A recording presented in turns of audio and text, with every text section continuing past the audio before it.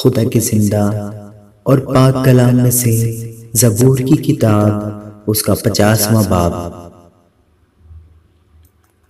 रब खुदावंद खुदा ने कलाम किया और मशरिक से मगरिब तक दुनिया को बुलाया। सय्यून से जो हुस्न का कमाल है, खुदा जलवागर हुआ है।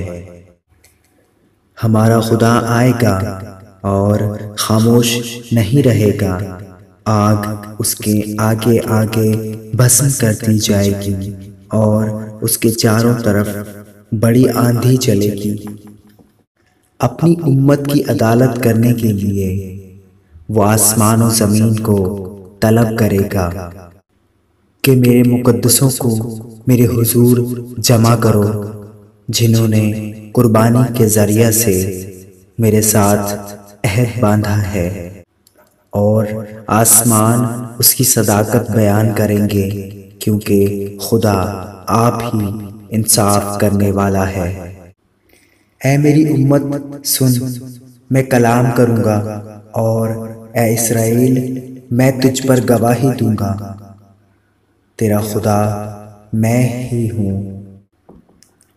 मैं तुझे तेरी कुर्बानियों के सबब से मलामत नहीं करूँगा, और तेरी सौखतनी कुर्बानियाँ बराबर मेरे सामने रहती हैं।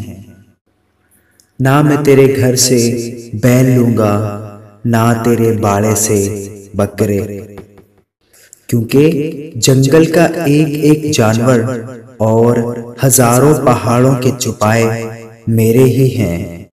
मैं पहाड़ों के सब परिंदों को जानता हूँ, और मैदान के दरिंदे मेरे ही हैं। अगर मैं भूखा होता तो तुझसे ना कहता, क्योंकि दुनिया और उसकी मामूरी मेरी ही है। क्या मैं सांडों का गोश्त खाऊंगा या बकरों का खून पीऊंगा? खुदा के लिए शुक्रगुजारी की कुर्बानी गुजरान और हक ताला के लिए अपनी मन्नतें पूरी कर, और मुसीबत के दिन फरियाद कर। मैं तुझे छुड़ाऊंगा और तू मेरी तमजीद करेगा।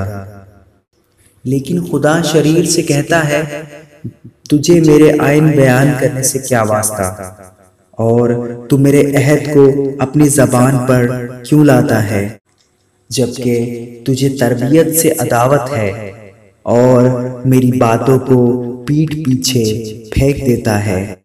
तू चोर को देखकर उससे मिल गया और जानियों का शरीक रहा है। तेरे मुंह से बदी निकलती है और तेरी जबान फरेब घड़ती है। तू बैठा बैठा अपने भाई की गीबत करता है और अपनी माँ के बेटे पर तोहमत लगाता है। तूने ये काम किए, मैं खामोश रहा। तूने गुमान किया कि मैं बिल्कुल तुझसा हूँ, लेकिन मैं तुझे मलामत करके इनको तेरी आंखों के सामने तरतीब दूंगा। अब ए खुदा को भूलने वालों, उसे सोच लो। ऐसा ना हो कि तुमको फाड़ डालो और कोई छुड़ाने वाला ना हो।